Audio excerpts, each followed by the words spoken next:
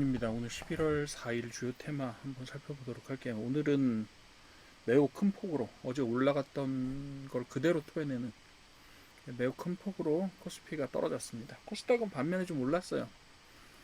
되게 극명하게 코스피와 코스닥의 운명이 갈린 하루였다고 보여집니다.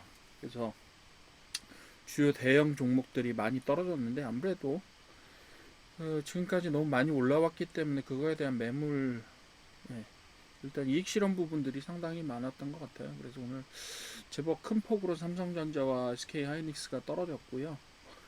그리고 오늘 올라갔던 테마들이 사실은 정상적으로 치면 이제 올라가기 좀 어려운 테마들이 올라갔어요.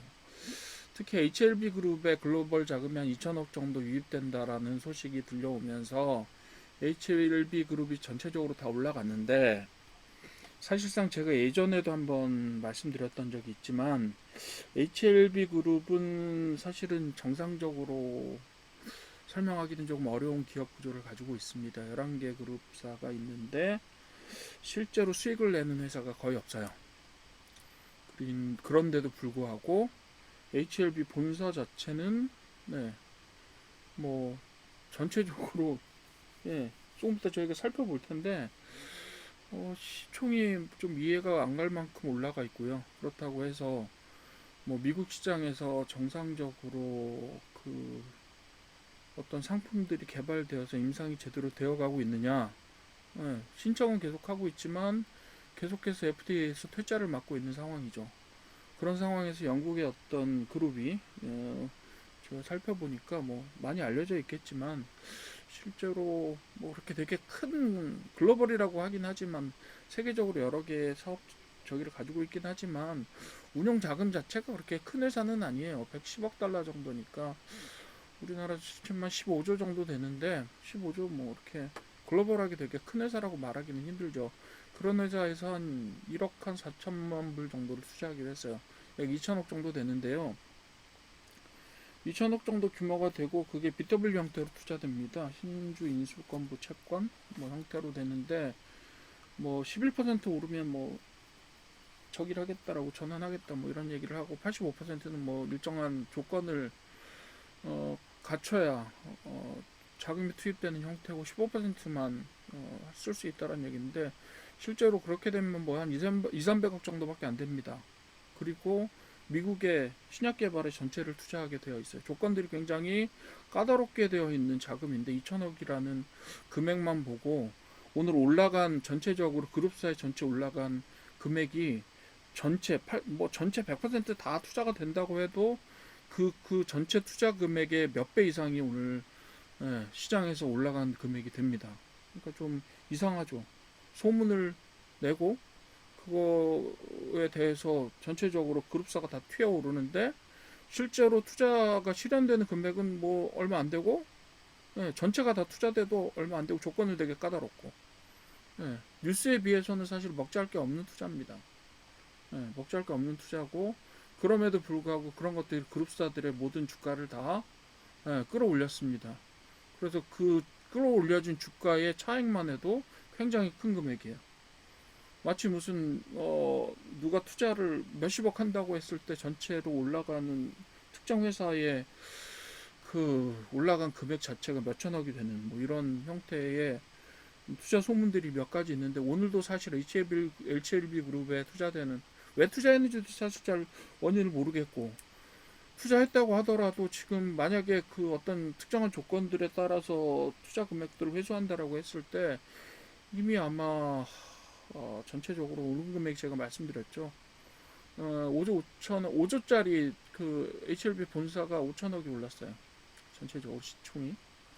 네, 좀 그렇습니다. 이런 소문에 따라서, 뛰어오르고 그거에 따라서 단기적으로 장세가 개선이 되는데 과연 이 그룹 자체가 사업을 영위할 만한 능력이 있는 회사인가, 저는 거기에 약간 퀘스천 마크를 가지고 있습니다.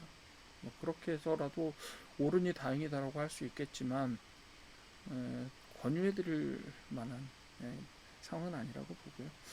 자, 정유 종목은 어쨌든 간에 뭐 오페크에서 중산을 중단한다고 해서, 뭐 일단은 마진, 그러니까 정제해주는 마진 자체가 올라간다고는 하긴 하는데 정유하고 석유화학은 사실상 악재하고 호재가 사실은 계속해서 교차하고 있는 중이기는 해요.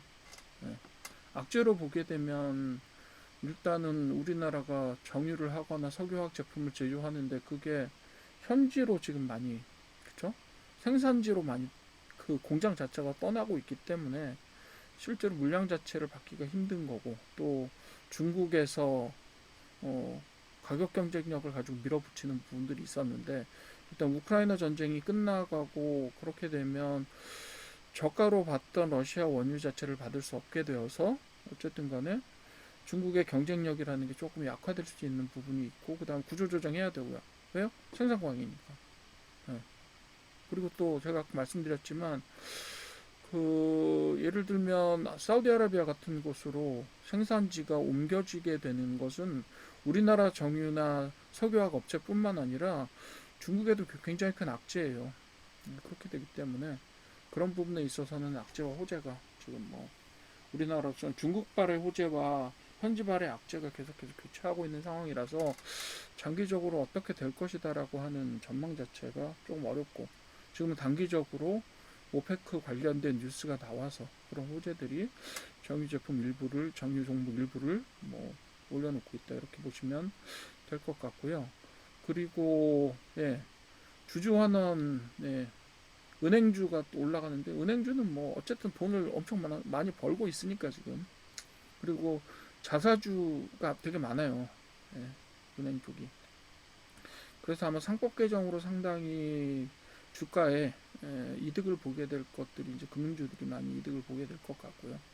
또 2차전지 ESS 쪽은 삼성 SDI가 테슬라 ESS 공급을 하게 된다라는 이야기들이 있는데 그건 논의뿐이고요. 아직까지 정식으로 계약이 된 부분이 아니라서 그렇고요. 전선 전력 설비는요. AI 데이터 센터 쪽에 전력 설비가 계속 증가할 것이다라고 하는 예측이 있는데 여기도 뭐 사실 오늘 제법 큰 악재가 등장하기는 했죠.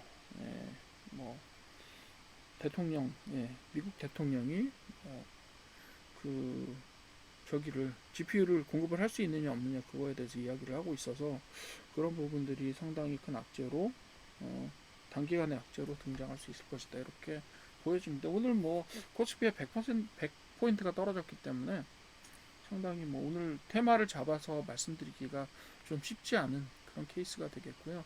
오늘 올라간 종목들도 사실상 조금 이거 괜찮습니다라고 할 만한 종목들이 사실 별로 없어요. 예, 제가 말씀드렸던 것처럼 HLB 그룹을 중심으로 올랐는데 그 투자라고 하는 것들이 먹잘 게 없는 투자인데 그것이 결국은 시장에 뉴스로 작동하면서 HLB 그룹주만 거의 튀어오르는 그런 현상을 만들었는데 정상적인 시장 상황이라고 보기는 좀 어렵죠. 예, 그렇게 해석을 하셔야 될 것 같습니다.